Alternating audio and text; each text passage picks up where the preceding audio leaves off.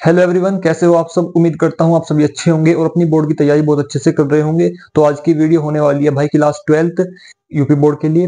ठीक है, तो चलिए स्टार्ट करते हैं अपना आज का टॉपिक। इससे पहले वाली वीडियोस में मैंने आपको क्लास 12th के कुछ इंपॉर्टेंट क्वेश्चंस करवाए थे। ठीक है, वहां पे मैं आपको 2023, 22 और 21, 20 के जो सेट्स थे वहां से कुछ इंपॉर्टेंट क्वेश्चन करवा रहा था। वो तो हम कंटिन्यू रखेंगे, लेकिन साथ साथ में वही हम अब कुछ न्यूमेरिकल को सोल्व करने की ट्रिक्स को देखेंगे। तो आइए, आज हमारी पहली क्लास है न्यूमेरिकल की, क्लास 12th के लिए। 24 फरवरी से आपके बोर्ड के एग्जाम स्टार्ट है और शायद मार्च में आपका केमिस्ट्री का एग्जाम है। 7 या 8 मार्च या 6 मार्च को शायद है, जब भी होगा। ठीक है, तो वो उसको आज हम देखने वाले हैं। तो यहाँ पे आज हम देखने वाले हैं भाई क्या, अपना चैप्टर फर्स्ट जो चैप्टर फर्स्ट है आप लोगों का, जिसको आप सॉल्यूशन कहते हो। सॉल्यूशन को क्या कहते हो हिंदी में? विलियन। विलियन में कभी कभी कुछ कॉम्प्लेक्स न्यूमेरिकल्स पूछ लिए जाते हैं, तो उनको सोल्व करने की ट्रिक्स को आज देखने वाले हैं। ठीक है, तो चलिए स्टार्ट करते हैं अपना टॉपिक।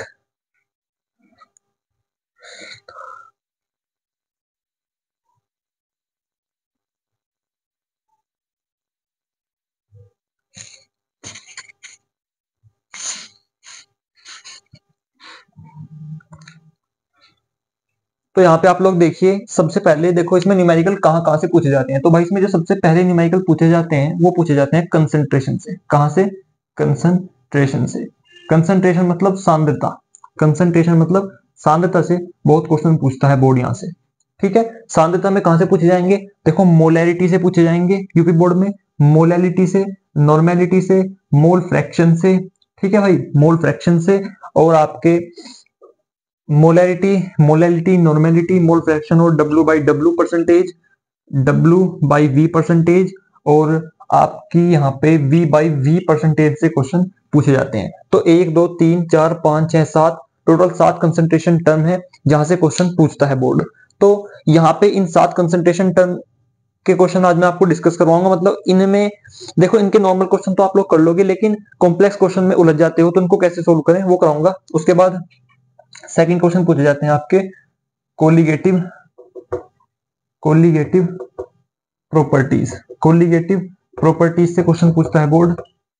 ठीक है भाई, कोलिगेटिव प्रॉपर्टीज से, इनको हिंदी में कहते हैं अणुसंख्यक गुण। क्या बोलते हैं भाई? अणुसंख्यक गुण बोलते हैं। ठीक है, और थर्ड टाइप के न्यूमेरिकल पूछेगा आपसे आई से। आई मतलब वांट, आई मतलब want of factor. Want of factor से आपसे क्वेश्चन पूछ लेता है कभी कभी। ठीक है, तो वांट ऑफ फैक्टर से पूछेगा, कोलिगेटिव प्रॉपर्टी से पूछेगा, कंसंट्रेशन से। तो आज की क्लास हमारी कंसंट्रेशन के ऊपर होने वाली है। नेक्स्ट में ये लूंगा, फिर मैं ये लूंगा। ठीक है, चलो तो इनको देखते हैं आज हम लोग।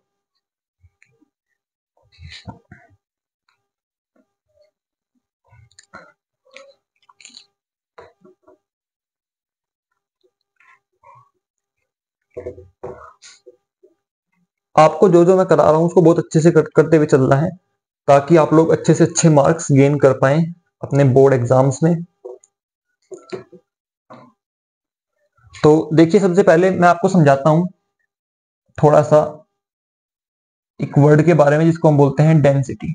डेंसिटी पर आपको सबसे पहले उलझाया जाएगा। डेंसिटी पर देखो, डेंसिटी को हम लोग डी से डिनोट करते हैं। किससे डिनोट करते हैं भाई? डी से। इसको हिंदी में बोलते हैं घनत्व।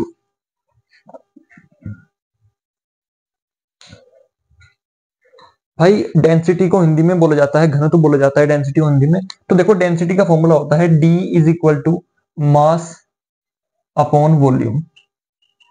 ठीक है, मास को हम लोग एम से डिनोट करेंगे और वॉल्यूम को वी से। तो D is equal to M upon V. अगर आपको किसी चीज की डेंसिटी दे दी गई हो, अगर आपको किसी चीज की डेंसिटी दे दी गई हो और उसका मास दे दिया गया हो, तो आप उसका वॉल्यूम ज्ञात कर सकते हो। मतलब देखो, प्रैक्टिकली समझो, या तो आपको वो डी और एम दे देगा, या आपको वो डी और वी दे देगा। दो चीजें दे देगा, और वहां से आपको या तो यहाँ पे वी निकालना होगा और यहाँ पे एम निकालना होगा। ठीक है, कभी कभी देखो कुछ ऐसी कंडीशंस बन जाती हैं भाई, कभी कभी कुछ ऐसी कंडीशंस बन जाती हैं क्वेश्चन में। होता क्या है, आपको वी चाहिए होता है, लेकिन क्वेश्चन में उसने क्या किया, उस पदार्थ का मास दे दिया और डेंसिटी दे दी। अब आपको वी चाहिए क्वेश्चन को सोल्व करने के लिए, तो क्या करोगे? Density is equal to mass upon volume का फॉर्मूला लगाओगे और आप यहां से वॉल्यूम निकाल लोगे। ठीक है, कभी कभी ऐसा होगा कि आपको सब्सटेंस की यानी पदार्थ की वॉल्यूम दे देगा वो और डेंसिटी दे देगा, लेकिन मास पूछ लेगा। क्या पूछ लेगा भाई? मास पूछ लेगा। अगर मतलब डायरेक्ट नहीं पूछेगा, कंसंट्रेशन के क्वेश्चन में क्या होगा, आपको वो क्वेश्चन में जैसे बहुत सारा डाटा देता है तो वहां पे डेंसिटी वॉल्यूम दे देगा, लेकिन जब आप क्वेश्चन पढ़ोगे और आपको पता लगेगा कि मुझे तो मास चाहिए लेकिन मेरे पास तो वॉल्यूम है और डेंसिटी है, तो अब मैं क्या करूं? तो उलझना नहीं है, आपको इस वाले कंसेप्ट को अप्लाई करना है, density is equal to mass upon volume. और यहां से आपको अगर ये दोनों चीज है तो ये निकाल लो, ये दोनों चीज है तो ये निकाल लो। कभी कभी एक तीसरी कंडीशन और बनेगी कि आपको मान लो आपको उसने डेंसिटी और मास दे दिया, तो जरूरी नहीं है कि आप वॉल्यूम निकालेंगे ही निकालेंगे। कभी कभी डेंसिटी को कंफ्यूज करने के लिए देता है आपको, जरूरत मास की है लेकिन डेंसिटी भी साथ में फेंक दी, तो वो कंफ्यूज करने के लिए है, उस पर ध्यान नहीं देना है। कभी कभी डेंसिटी वॉल्यूम दोनों दे देगा, तो जरूरत ये नहीं है कि आप मास निकालेंगे ही निकालेंगे, जरूरत ये नहीं है कि आप मास निकालेंगे ही निकालेंगे। यहाँ पे वॉल्यूम की जरूरत हो सकती है और हो सकता है उसने डेंसिटी आपको बिना मतलब में दी हो। तो पहला स्टेप यही है, read the question carefully, question को अच्छे से रीड करें, ठीक है। और ये कॉन्सेप्ट अप्लाई कब करना है, कैसे करना है, मैंने आपको बता दिया। एक बात ध्यान रखना, देखो डेंसिटी जो होती है, डेंसिटी बेसिकली ग्राम पर एमएल में यूज करोगे आप लोग, ठीक है। उसके लिए क्या होता है, इसको ग्राम में, अगर डेंसिटी ग्राम पर एमएल में है तो मास ग्राम में होगा और वॉल्यूम वॉल्यूम एमएल में होगा। अगर डेंसिटी किलोग्राम पर लीटर में है, अगर डेंसिटी किलोग्राम पर लीटर में है तो भाई तब आपका जो मास है इस वाली कंडीशन में मास किलोग्राम में होगा और वॉल्यूम लीटर में होगा, ठीक है। ध्यान रखो, अगर डेंसिटी ग्राम पर एमएल में है तो मास ग्राम में होगा, वॉल्यूम एमएल में होगा यानी मिलीलीटर। अगर डेंसिटी किलोग्राम पर लीटर में है तो मास किलोग्राम में होगा, वॉल्यूम लीटर में होगा, ठीक। तो इस तरीके से आपको डेंसिटी के कॉन्सेप्ट को अच्छे से स्टडी करना होगा। अब यहाँ पे हम लोग अपना एक सेकंड, यहाँ पे मैं आपको कुछ कंसंट्रेशन टर्म के फॉर्मूले बताता हूँ, ठीक है, जिनको आपको अच्छे से अप्लाई करना सीखना है।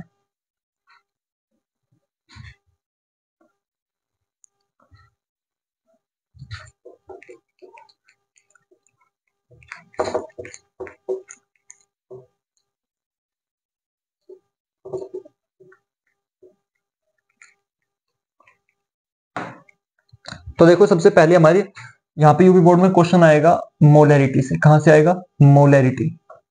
इसको कैपिटल एम से डिनोट करते हैं, कभी भी स्मॉल एम से नहीं करते। तो मोलैरिटी क्या होती है? मोलैरिटी का फॉर्मूला होता है भाई m इज इक्वल टू, देखो एक बात ध्यान रखो हमेशा कि एक बात आपको ध्यान रखनी है कि सोल्यूट प्लस सोलवेंट, सोल्यूट और सोलवेंट को जोड़ करके बनता है सॉल्यूशन। सोल्यूट और सोलवेंट को जोड़ने से बनता है भाई सॉल्यूशन, इस बात का ध्यान रखो। सोल्यूट को और सोलवेंट को जोड़ने से बनता है सॉल्यूशन। सोल्यूट को आप लोग हिंदी में बोलते हो विलेय, ठीक, और सोलवेंट को हिंदी में बोलते हो विलायक, ठीक भाई, और इसको बोलते हो विलियन। विलेय और विलायक को जोड़कर बनता है विलियन। ध्यान रखना, विलेय के भार को आप छोटे w से डिनोट करते हो, इस बात का ध्यान रखना है, ठीक है। विलेय के भार को या द्रव्यमान को एक ही बात है, आप छोटे w से डिनोट करते हो, तो जो सोलवेंट यानी विलायक का भार होता है उसको कैपिटल W से डिनोट करते हो। ये सिंबल याद रखने हैं। सोल्यूट का जो आपका मास होता है, मोलर मास यानी मोलिकुलर मास होता है, उसको आप लोग स्मॉल m नोट से डिनोट करते हो। तो विलायक के भार को यानी सोलवेंट के उसको मोलिकुलर मास को आप लोग कैपिटल M नोट से डिनोट करते हो, ये बात ध्यान रखनी है। उसके बाद आपको थोड़ा सा यहाँ पे देखना पड़ेगा भाई कि जो यहाँ पे आपका सोल्यूट के मोल्स को आप लोग n से डिनोट करते हो, तो सोलवेंट के मोल को आप लोग कैपिटल N से डिनोट करते हो। ये सिंबल याद रखो। देखो अपना रिप्रेजेंटेशन बनाओ, बोर्ड में आपको रिप्रेजेंटेशन नहीं देगा, वो केवल हिंदी में क्वेश्चन लिख के देगा। आपको वहां पे ये सब चीज पहले उसको दिखानी पड़ेगी कि भैया मैंने इसको इससे यहाँ पे डिफाइन किया, नहीं तो वो कंफ्यूज हो जाएगा कि इसने छोटा W किसको लिखा, बड़ा W किसको लिखा, इस तरीके से। तो सोल्यूट के भार को हम स्मॉल w से, इसके भार को कैपिटल W से, इसके मोलिकुलर मास यानी अणुभार को स्मॉल m नॉट, इसको कैपिटल M नॉट, नीचे जीरो लगने को नोट बोलते हैं। इसके मोल को स्मॉल n, इसके मोल को कैपिटल N से डिनोट करते हैं, ठीक है।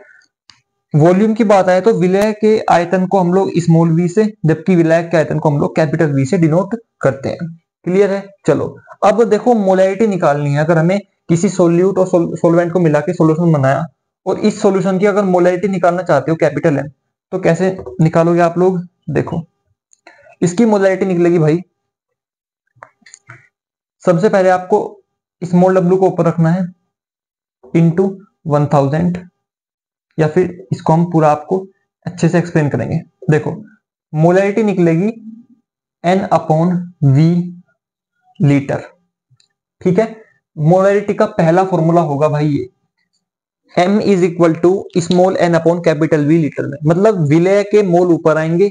देखो विलय के मोल क्या है? स्मॉल n है, तो ये ऊपर आएंगे और इसको लिखेंगे हम विलियन का आयतन, नीचे आएगा कैपिटल V लीटर में, ठीक है। और मोलैरिटी की डेफिनेशन क्या हो जाएगी इस फॉर्मूले से? विलियन के 1 लीटर में घुले विलय के मोलों की संख्या को हम उसकी मोलरता या मोलैरिटी कहते हैं। विलियन के 1 लीटर में घुले विलय के मोलों की संख्या को हम उसकी मोलरता कहते हैं। इस बात को ध्यान रखोगे, ठीक।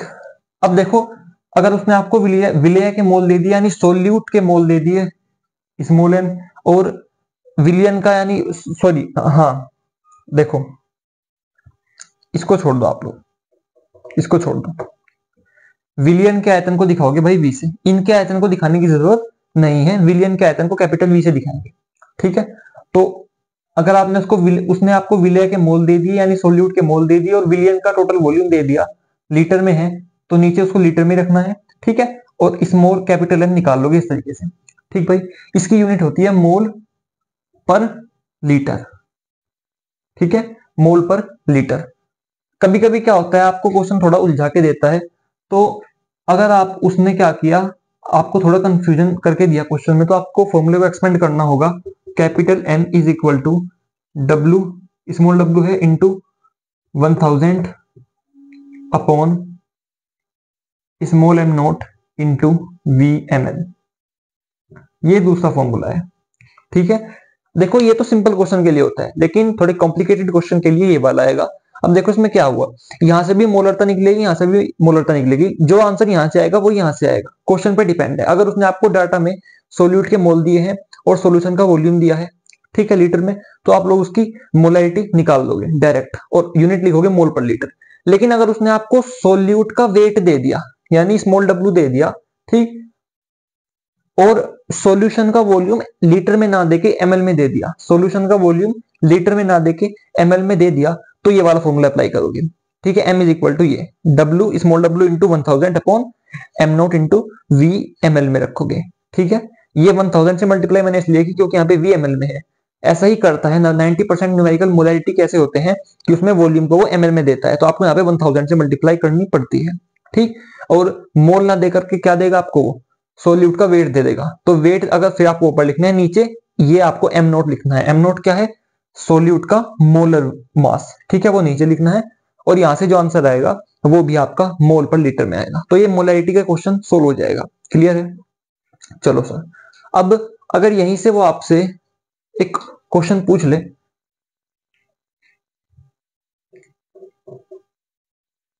चलो अब यहां पे थोड़ा सा मैं आपको बता दूं कि ये फॉर्मूला बना कैसे। देखो भाई, मोल जो होता है, मोल किसी भी सब्सटेंस के मोल निकालने हैं। मान लो मुझे अभी स्मॉल एन निकालना है, सॉल्यूट के मोल निकालने हैं, तो मोल की वैल्यू होती है उस सॉल्यूट का जो गिवन वेट आपको दिया गया है स्मॉल डब्ल्यू अपॉन उस सॉल्यूट का मोलर वेट, मोलर मास यानी स्मॉल एन नोट, ठीक। अब इस एन को ना यहां पे पुट करेंगे, तो M is equal to W upon M note into V. अब वी अब तक लीटर में था, मान लो वी को भी उसने कॉम्प्लेक्स करके एमएल में कर दिया, तो ऊपर 1000 से मल्टीप्लाई हो जाएगी। तो इस तरीके से आपका फॉर्मूला बना ये वाला, ठीक है। इसकी भी यूनिट क्या होगी? इसकी भी यूनिट होगी मोल पर लीटर। तो इस तरीके से आप लोग इसको करोगे। अब हम लोग सेकंड कंसंट्रेशन टर्म को देखते हैं, मोलैलिटी को। चलिए, तो यहां पे देखो सब कुछ चीजें सेम रहेंगी, बस थोड़ा सा यहाँ पे फॉर्मूला अलग होगा और ये यूनिट बदल जाएगी। देखिए, दरअसल ये जो मैंने लिखा है ये क्वेश्चन का बेसिक इंफ्रास्ट्रक्चर है, क्वेश्चन का बेसिक स्ट्रक्चर है, मतलब ये, ठीक है। क्वेश्चन फॉर्म कैसे हुआ है? सेकंड कंसंट्रेशन टर्म है भाई मोलैलिटी, वहां पे मोलैरिटी था, ये मोलैलिटी है, मोललता है, स्मॉल एम से डिनोट किया जाता है। चलिए भाई, तो थोड़ा सा देखिए यहाँ पे इसकी यूनिट होती है भाई मोल पर किलोग्राम। ठीक है, और फॉर्मूला क्या होता है, फॉर्मूला देखिए इस मोल एन से डिनोट करेंगे, मोल ऊपर आएंगे किसके, सोल्यूट के। भाई मान लो सोल्यूट और सोलवेंट को मिलकर एक सॉल्यूशन बना है और उस सॉल्यूशन की मोलैलिटी यानी स्मॉल एम आपको निकालनी है। अब तो कैसे निकालोगे, तो निकालने का तरीका भाई यही है, पहले ये सिंबल आपको लिखने पड़ेंगे, इनको वहां पे लिख के नहीं दिखाना है, वहां पे केवल इनको आपको ऐसे लिखना है कि हाँ भाई मैंने इसको इससे डिनोट किया है, ये आपको अपने मन में ध्यान रखना है। ठीक है, अब मोलैलिटी निकालनी है आपको सॉल्यूशन की, तो कैसे निकालोगे, सोल्यूट के मोल रखोगे ऊपर, ठीक है, उसके बाद अपोन में आएगा सॉल्यूशन का वोल। अब देखो अपोन में क्या आएगा, अपोन में ध्यान देना, अपोन में आएगा आपका विलायक का भार कैपिटल डब्ल्यू, और कैपिटल डब्ल्यू किस में आएगा, किलोग्राम में आएगा मेरे भाई। क्लियर है बात। ऊपर मोलैलिटी निकालने के लिए ऊपर सेम रहेगा, सोल्यूट के मोल रहेंगे, अपॉन में डब्ल्यू, डब्ल्यू क्या है, ये जो सॉल्वेंट है ना, सॉल्वेंट विलायक, इस विलायक का वेट आएगा आपके पास किलोग्राम, इसलिए इसकी यूनिट बनी मोल पर इसको बोलते हैं अपॉन के मार्क को, अपॉन के बटे के चिन्ह को पर बोलते हैं, पर किलोग्राम। ठीक है, तो ये मोललता का फॉर्मूला होगा। इसका डेफिनेशन क्या होगी, डेफिनेशन होगी किसी विलियन की मोललता क्या होती है, उस विलियन के किसी विलियन की मोललता आपको कैसे निकालनी है। देखो डेफिनेशन इससे बनेगी, विलायक के, अब की बार विलायक बोलेंगे क्योंकि ये भार विलायक का है, विलायक के 1 किलोग्राम में घुले विलय के मोलों की संख्या को उस विलियन की मोललता कहते हैं। अब की बार विलियन नहीं बोलेंगे, मोलरता में था विलियन के 1 लीटर में घुले विलय के मोलों की संख्या, अब की बार यहाँ विलायक है तो विलायक के 1 किलोग्राम भार में घुले विलय के मोलों की संख्या को उस विलियन की मोललता बोलते हैं। ठीक है, अब ये फॉर्मूला कब यूज करना है, फॉर्मूला यूज करना है आपको जब आपको डाटा में क्या दिया जाए, सोल्यूट के मोल दिए जाए, अपोन में सोलवेंट का यानी विलायक का भार दिया जाए। ठीक है, लेकिन अगर क्वेश्चन में उसने थोड़ा खेल खेल दिया और क्वेश्चन में उसने इस डब्ल्यू को दे दिया, डब्ल्यू दे दिया यानी विलय का भार दे दिया मोल ना दे करके, तो फॉर्मूले को एक्सपेंड करोगे कैसे, N is equal to W, W दे रखा है अपोन में, अगर डब्ल्यू है तो एन निकालने के लिए इस एम नोट को कर दोगे, एम नोट, एम नोट आपको या तो दिया जाएगा या फिर खुद ही याद रखना है कंपाउंड के अनुसार। जैसे मान लो उसने H2O दे दिया तो H2O का एम नोट कितना होगा, 18 होता है। ठीक है, 18 ग्राम पर मोल। ठीक, देखो n, अब n की वैल्यू ये होगी तो इस वैल्यू को यहां पुट करोगे तो small m is equal to W upon M note into, देखो क्या होगा, अब यहाँ पे w आएगा, मान लो w को हम ग्राम में लिखे तो ऊपर 1000 से मल्टीप्लाई होगी, तो या तो इस फॉर्मूले से मोलैलिटी निकाल लो या इससे निकाल लो। ये कब बना, ये तब बना जब n की वैल्यू के हमने रख दिया और 1000 से गुणा क्यों की, क्योंकि w ग्राम में माना। ठीक है, तो इस तरीके से आपको यहाँ पे देख लेना है कि w किलोग्राम में है ग्राम में हो तभी 1000 से मल्टीप्लाई करना। ठीक है, तो इस तरीके से इन फॉर्मूले को आपको यूज करना होगा। तो मोलैलिटी आपको समझ में आई होगी मैं उम्मीद करता हूं। अब हम थर्ड कंसंट्रेशन टर्म को देखते हैं जिसका नाम है नॉर्मेलिटी। तो नॉर्मेलिटी भी बहुत ही अच्छी कंसंट्रेशन टर्म है भाई।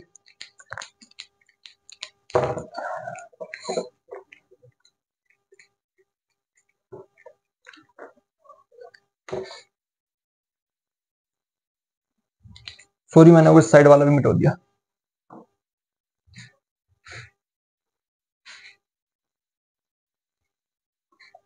तो यहाँ पे थर्ड कंसंट्रेशन टर्म देखते हैं भाई, नॉर्मेलिटी।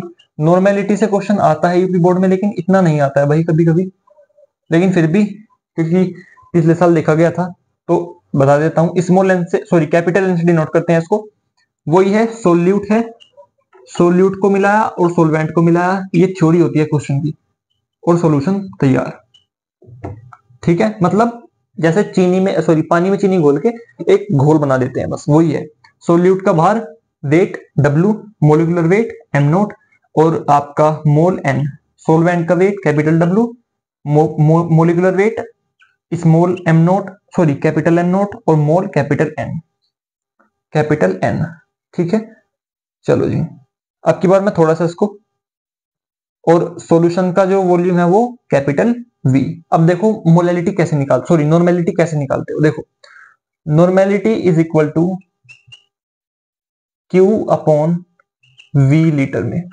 अब यहाँ पे Q क्या है, Q is equal to gram equivalent, यहाँ पे Q क्या है भाई, ग्राम इक्विवेलेंट।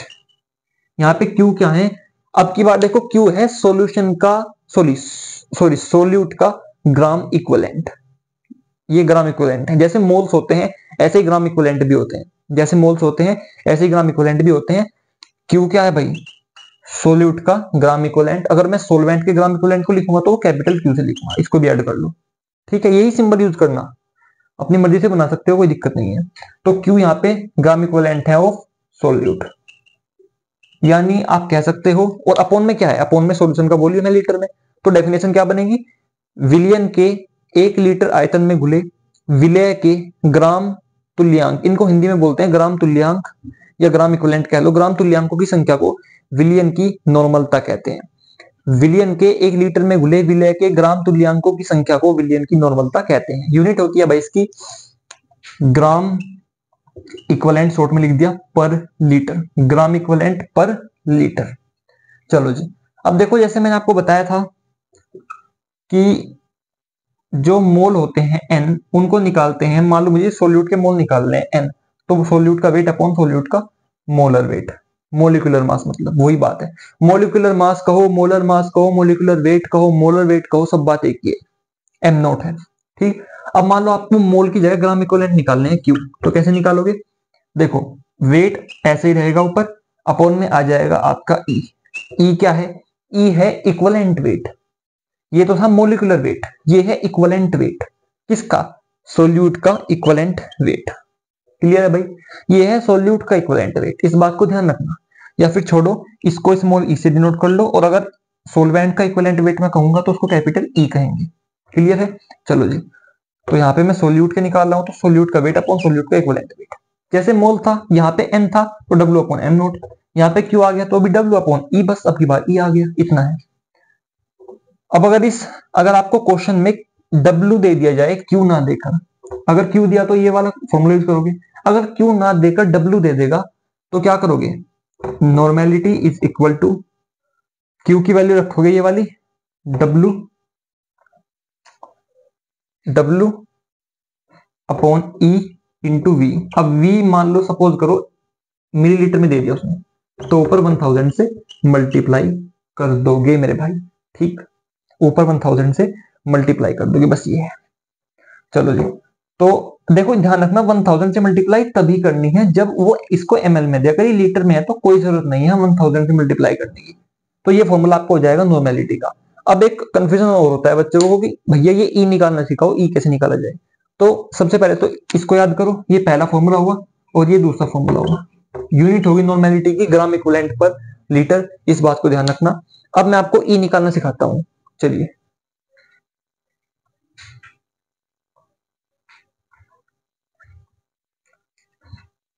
तो यहां पे हम लोग थोड़ा सा भाई ई निकालना सीखते हैं।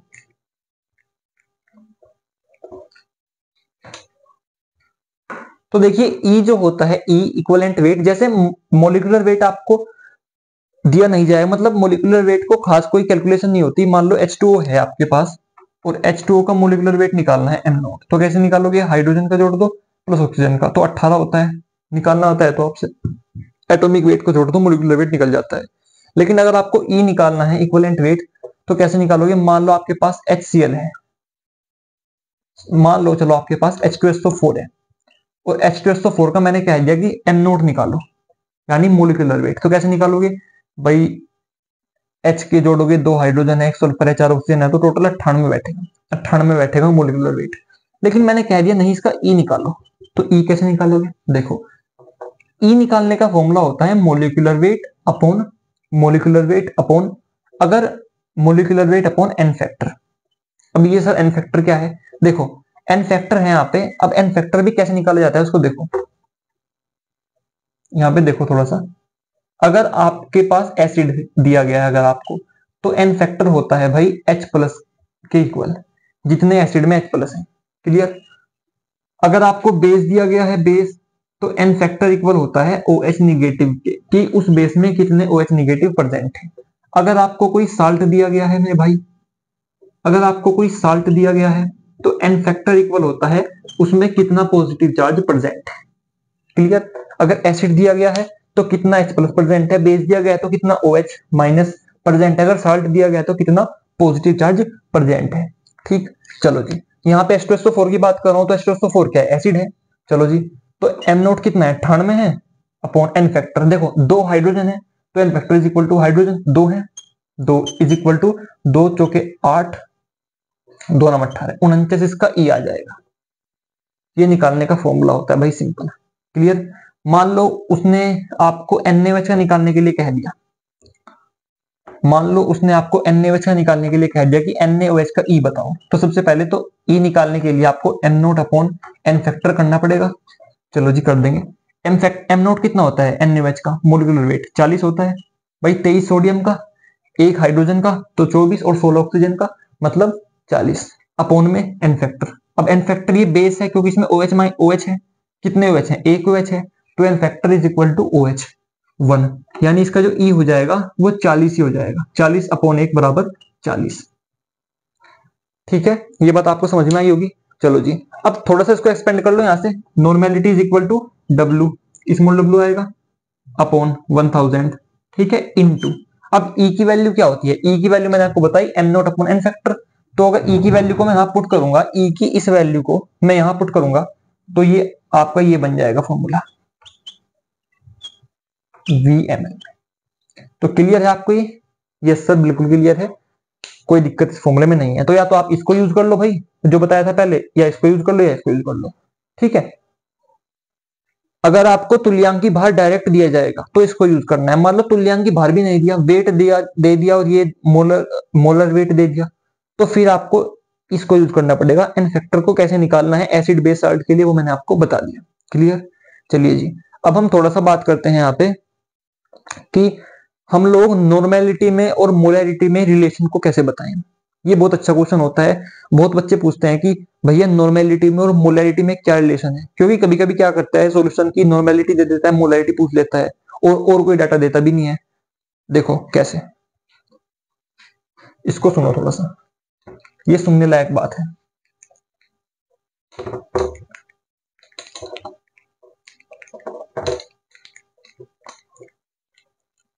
मान लो मेरे भाई, उसने आपको क्वेश्चन दे दिया, एक क्वेश्चन दे दिया कि एक सॉल्यूशन है, उस सॉल्यूशन की नॉर्मेलिटी तो मान लो 30 ग्राम इक्विवेलेंट पर लीटर है, तो उसकी मोलरिटी बताओ कितनी होगी।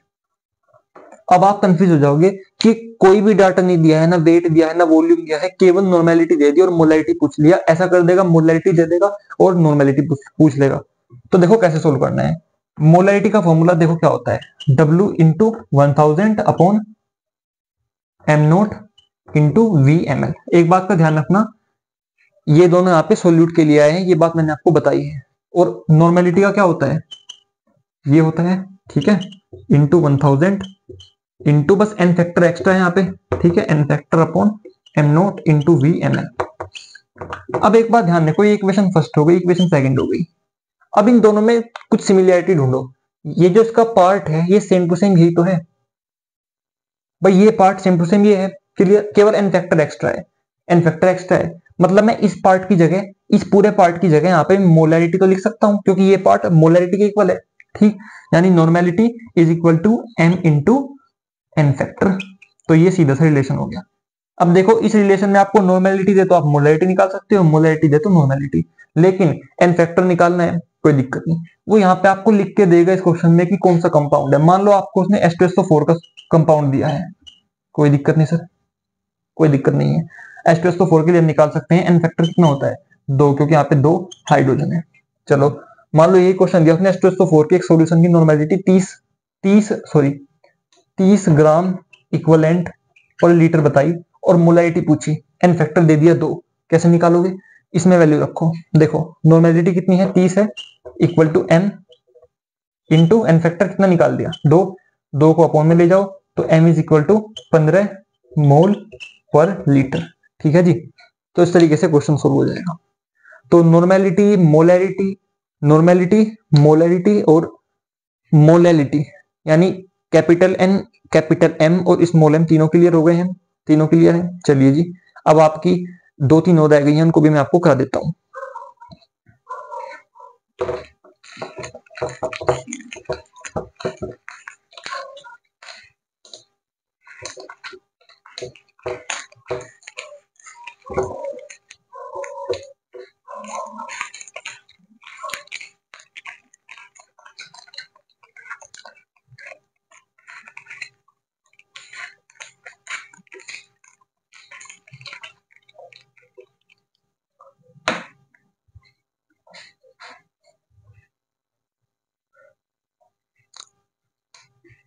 तो यहाँ पे आप लोग देखिए थोड़ा सा एक्स्ट्रा एक और है आपका फोर्थ कंसंट्रेशन टर्म है, उसको क्या बोलते हैं? उसको बोलते हैं भाई हम मोल फ्रैक्शन। क्या बोलते हैं? मोल फ्रैक्शन बोलते हैं उसको हम लोग। हिंदी में बोला जाएगा मेरे भाई मोल प्रभाज, मोल प्रभाज या मोल अंश।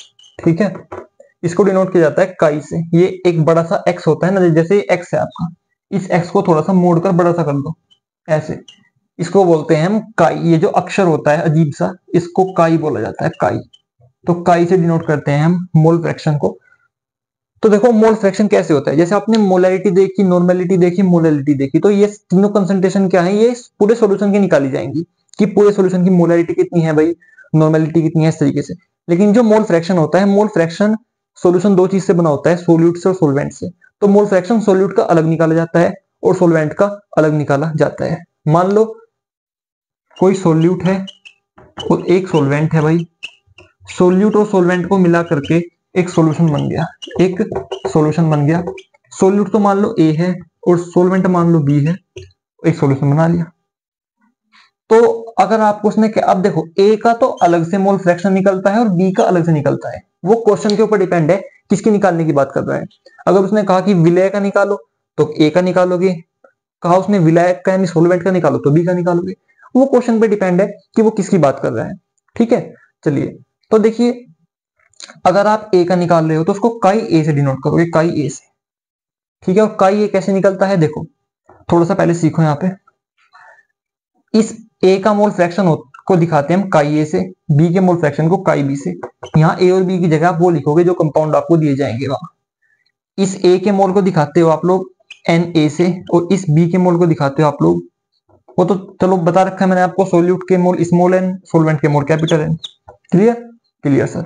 अब देखो मान लो आपको सोल्यूट का मोल फ्रैक्शन दे दिया जाए यानी काई ए निकालना पड़ जाए, तो कैसे निकालोगे? देखो जिसका मोल फ्रैक्शन निकाल रहे हो उसके मोल ऊपर अपॉन टोटल मोल, यानी ये प्लस ये, small N upon capital N.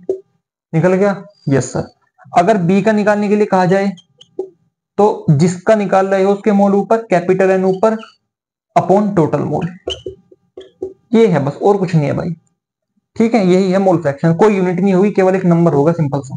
और एक इक्वेशन ध्यान रखनी है, गोल्डन इक्वेशन है, स्टार करके लिख लो कि काई ए प्लस काई बी हमेशा इक्वल टू 1 होता है। किसी भी सॉल्यूशन में सोल्यूट के मोल फ्रैक्शन और सोलवेंट के मोल फ्रैक्शन का जो एडिशन होता है, जो उनका जोड़ होता है, वो हमेशा भाई 1 होगा। कितना होगा? 1 होगा, इस बात का ध्यान रखना।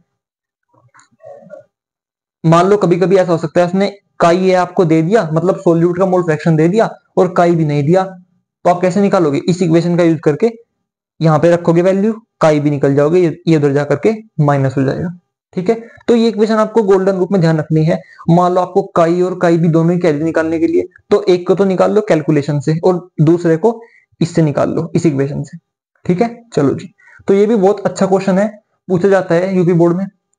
चलिए अब 3 कंसंट्रेशन टर्म और रह गई हैं, उनके बाद वीडियो को खत्म करते हैं। वीडियो थोड़ी लंबी हो रही है भाई, लेकिन आपके बेनिफिट की है, पढ़ें इसको अच्छे से, सीखें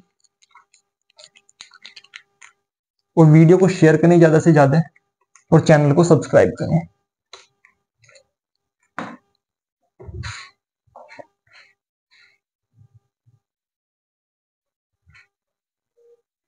अब यहां पे आइए देखते हैं एक बार। तो यहाँ पे जो हमारी 5वीं कंसंट्रेशन टर्म है वो है भैया भार भार प्रतिशत, उसको भार भार प्रतिशत बोलते हैं। अब ये क्या है? डिनोट करते हैं स्मॉल डब्ल्यू अपॉन अपॉन, या फिर छोड़ो सिंपल इसको डिनोट करते हैं भाई, देखो डब्ल्यू बाई डब्ल्यू से, डब्ल्यू बाई डब्ल्यू परसेंटेज। देखो क्या है, दरअसल इसमें क्या किया जाता है, इसमें विलय के भार को विलयन के भार के साथ तोला जाता है।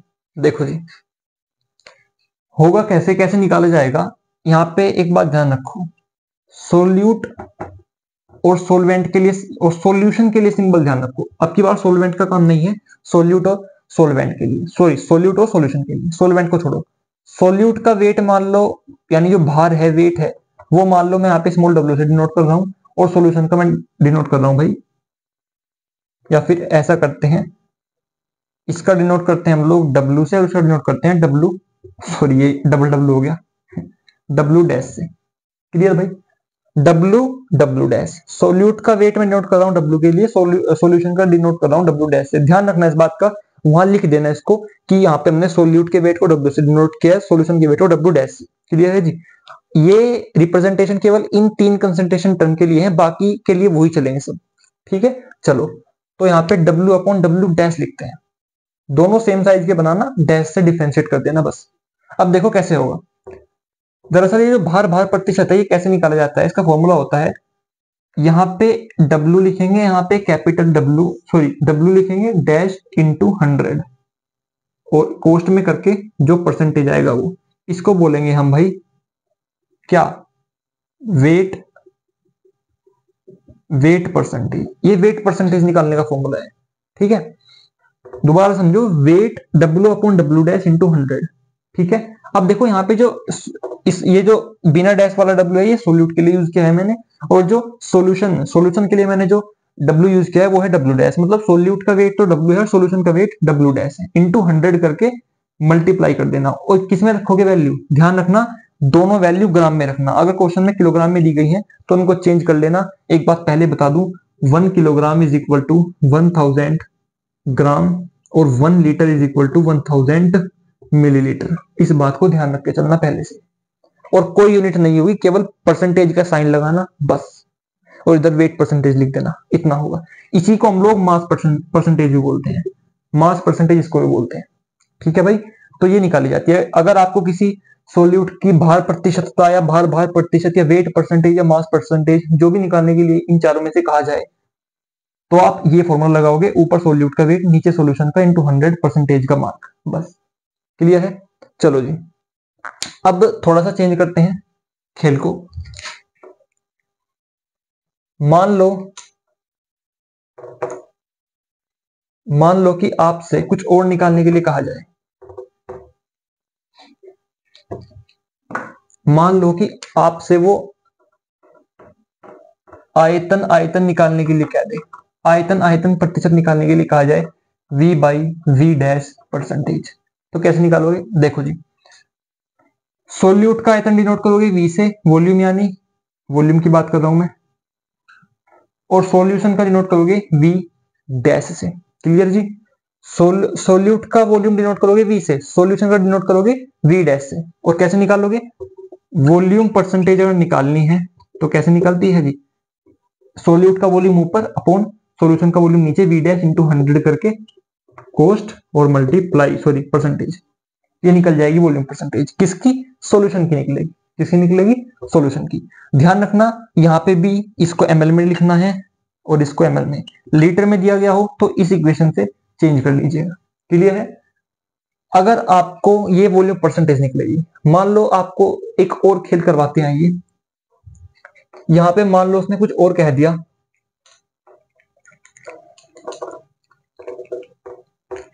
अब की बार दोनों को मिक्स करते हैं, वॉल्यूम को और वेट को मिक्स करते हैं।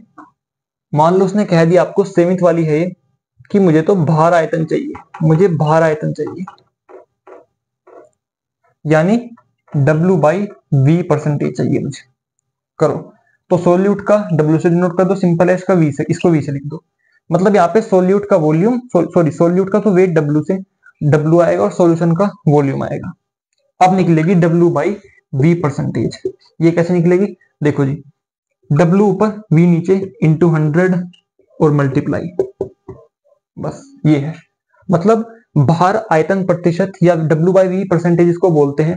ठीक है, और सोल्यूट के अब यहाँ पे वेट लिखना होता है, सॉल्यूशन का वॉल्यूम लिखना होता है, उसको W से डिनोट करते हैं, सॉल्यूशन के वॉल्यूम को V से, और ये निकल करके ऊपर सोल्यूट का वेट नीचे सॉल्यूशन का वॉल्यूम 100 मल्टीप्लाई, सॉरी परसेंटेज, ये निकल जाएगा। क्लियर, तो इस तरीके से सॉल्यूशन की यहाँ पे क्या निकल जाएगी, W बाई V परसेंटेज निकल जाएगी। इस बात को आप ध्यान रखेंगे। अब यहाँ पे हम लोग साथ के साथ कंसंट्रेशन टर्म जान चुके हैं। अब एक कंसंट्रेशन टर्म और होती है पीपीएम। क्या होती है भाई, पीपीएम बोले तो पार्ट्स पर मिलियन, लेकिन इतनी इंपॉर्टेंट नहीं है, नेक्स्ट वीडियो में करवा दूंगा अगर मुझे जरूरत लगेगी तो। अब यहाँ पे मैं आपको ये जो 5वीं 6ठी 7वीं W by W by V, V by V करवाई है, इनसे कुछ इंपॉर्टेंट फैक्ट आते हैं वो बता देता हूं मैं। चलिए जी, ये बस लास्ट कॉन्सेप्ट है, इसके बाद वीडियो खत्म हो जाएगी।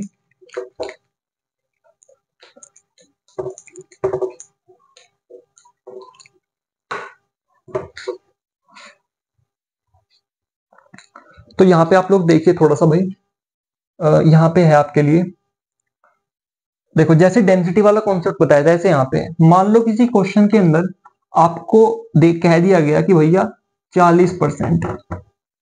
मान लो आपको कभी कभी क्या होता है ना, क्वेश्चन के अंदर परसेंटेज में कुछ, कंसंट्रेशन के क्वेश्चन में परसेंटेज में कुछ चीजें देता है, तो वहां से आपको वो डब्ल्यू और वी वगैरह कुछ देता नहीं, तो आप कंफ्यूज हो जाते हो कि अब क्या निकालूं मैं। देखो एम नोट तो यानी अनुभार तो खुद निकाल लोगे, लेकिन डब्ल्यू कहां से लाऊं, वी कहां से लाऊं, उसने परसेंटेज दे दी। तो देखो परसेंटेज वो 3 टाइप से दे सकता है आपको।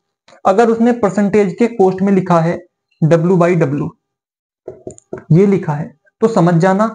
तो उसको कैसे सोल्व करना, 40/100, जो भी नंबर देगा यहाँ पे। अब ये तो है, फिर सोल्यूट के लिए समझ जाना, ये तो है सोल्यूट का, किसने, ग्राम में दिया है उसने, ठीक है। खुद ही समझना है आपको ये बात, 40% दे दिया और कोष्ट में लिख दिया डब्ल्यू बाई डब्ल्यू, ठीक है। या कोष्ट में उसने लिख दिया बाहर से, बाहर से अगर उसने कोष्ट में लिख दिया, ये लिख दिया उसने कोष्ट में, इसकी जगह द्रव्यमानानुसार, द्रव्यमानानुसार ये वर्ड लिख दिया, तो समझ जाना कि इसका मतलब ये तीनों एक ही शब्द है, ठीक है जी।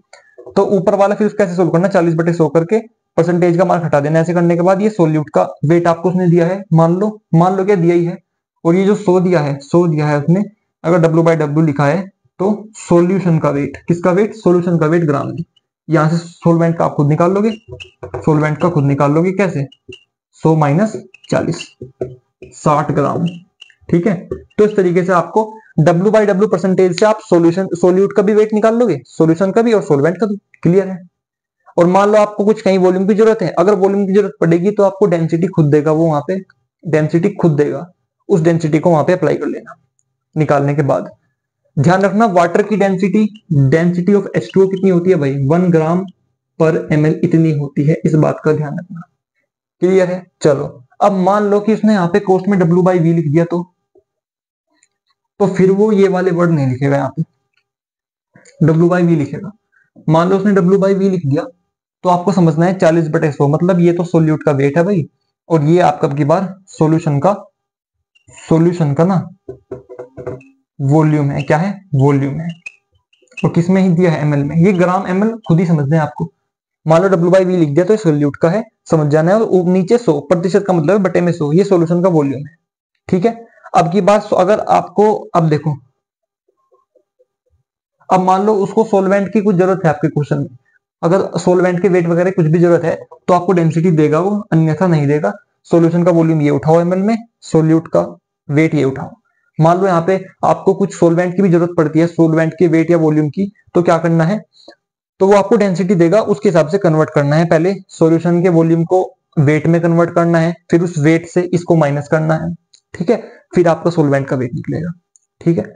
चलिए जी, मान लो वो आपको देता है v बाई वी करके, तो v बाई वी करके देगा तो क्या होगा, तो अब की बार क्या है, ये सोल्यूट का ना वॉल्यूम है, क्या है, वॉल्यूम है एमएल में, 40 सोल्यूट का वॉल्यूम है, सोल्यूशन का वॉल्यूम 100 है, ठीक है, क्योंकि v बाई वी है। तो सोलवेंट का वॉल्यूम कितना होगा, सोलवेंट का होगा 100 माइनस 40, यानी 60 ml।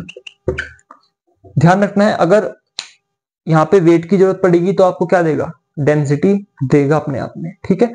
और मान लो डेंसिटी नहीं दी तो फिर वो पानी की बात करेगा, पानी की डेंसिटी खुद समझनी है, 1 ग्राम पर एमएल। तो ये थोड़े से कॉम्प्लेक्स कॉन्सेप्ट थे जो मैंने आपको बताए हैं कैसे सोल्व करने हैं।